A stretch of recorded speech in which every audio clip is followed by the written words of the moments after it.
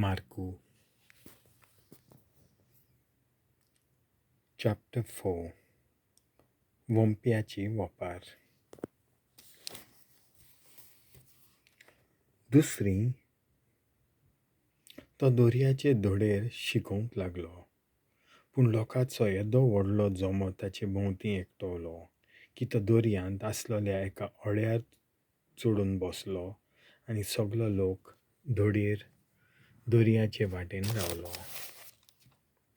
तो तांकां सोबार वस्तू वोपारींनी शिकोवंक लागलो आनी शिकयता ताणें अशें म्हणलें, आयकात एक वोंपी वोंपूंक गेलो आनी वोंपतना थोडें बीं वाटेचे देगेर पडलें आनी सुकण्यांनी येवन तें खायलें. दुसरें झबरशी माती नासली तसलें खडपी जमनीर पडलें आनी मातयेची खोलाय ना जावन तें बेगीनच किल्ललें. पूण वत येतोच करपलें आनी मूल ना जावन सुकलें. दुसरें कांट्यां मदें पडलें, कांटे वाडले आनी तांणी ताका फुगार केलें आनी पीक जालें ना. आनी हेर बीं बरे जमनीर पडलें, तें किल्ललें आनी वाडलें आनी ताका पीक जालें. एकाक 30, एकाक 60 आनी एकाक 100. आनी ताणें म्हणलें, आयकूंक कान आसलोल्यांनी आयकुचें. वोपारींचो हेतू. आनी तो एकलो आसलो तेदना 12 बरोबर ताच्या सांगाता आसलोल्यांनी वोपारींची समजणी ताचे कडेन विचारली आनी ताणें अशें सांगलें, देवाच्या राज्याचो गूट वळखूंक देवान तुमकां देणें दिलां, पूण भायर आसात तांकां सगली शिकोवन वोपारींनी. अशें कित्याक? पळयता तांकां दिसचें न्हय आनी आयकता तांकां समजचें न्हय, नाजाल्यार तीं आपलें जिवीत बदलीत आनी तांकां भोगसणें मेळत. जेजू वोंप्याचे ओपारीचो अर्थ सांगता. मागीर ताणें तांकां म्हणलें, ही वोपार तुमी नकलत, तर ह्यो सगल्यो वोपारी तश्यो जाणो जातल्यात. वोंपी वोंपता तें उतर, जीं कोण उतर वोंपलां तें वाटेर आसात, तीं तांणी तें आयकना फुडें सैतान रोखडोच येतात आनी तांचे भितर वोंपलोलें उतर काडटा.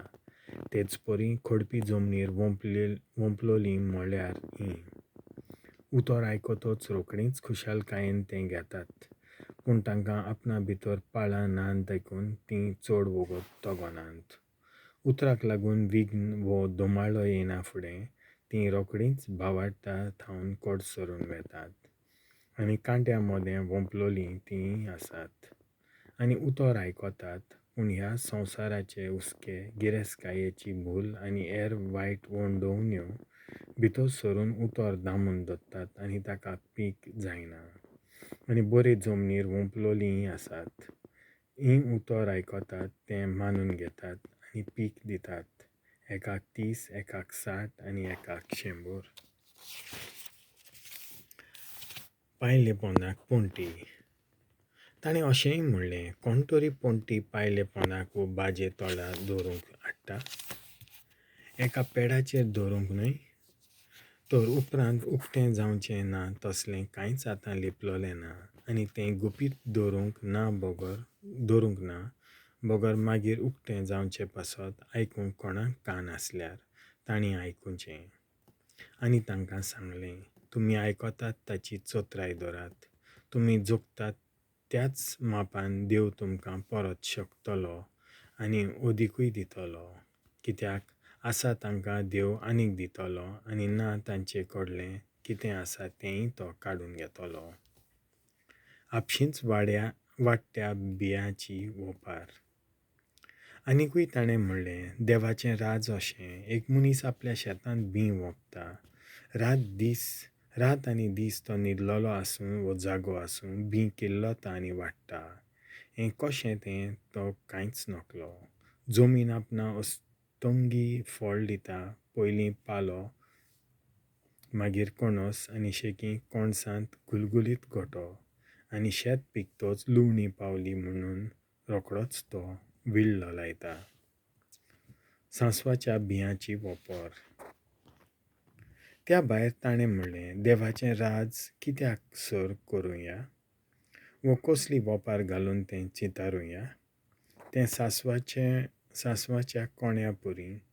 तो जमनीर वोंबतात तेन्ना संवसारांत आसात तितल्याय बियां परस सोंपुल्लो, पूण वोंपल्या उपरांत वाडटा आनी प्रसांतल्या सगल्या झाडां परस व्हड जाता, आनी ताका येद्यो व्हडल्यो खांद्यो फुट्टात की वाऱ्या वेल्या सुकण्यांक ताचे सावळे तळास आसरो घेवंक मेळटा.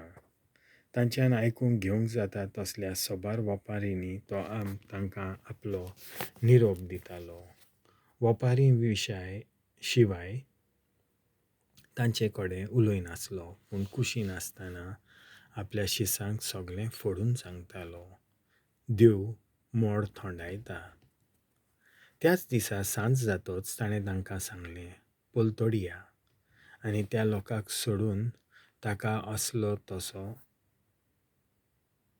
ओड्यांत व्हेलो. ताचे बरोबर आनिकूय ओडीं आसलीं. तेन्ना एक मोठो झडपो सुटलो आनी ताणें ल्हारां ओड्याचेर फुट्टालीं आनी ओडें उदकान भरोंक पावलें, आनी तो आपूण वाऱ्याशी उक्श्याचेर न्हिदलोलो. तांणी ताका उठोवन म्हणलें, गुरुजी, आमी मोगतांव तें तुका कांयच पडूंक ना? उठून ताणें वाऱ्याक बेश्टायलो आनी दर्याक म्हणलें, गपचेप थंड जा. आनी वारें थांबलें आनी व्हड थंडाय जाली. मागीर ताणें तांकां म्हणलें, तुमी इतले भेजूड कित्याक? अजुनूय तुमकां भावार्थ कसो ना?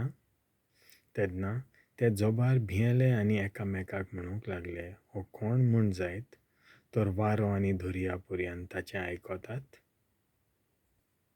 देवाचें उतर हें.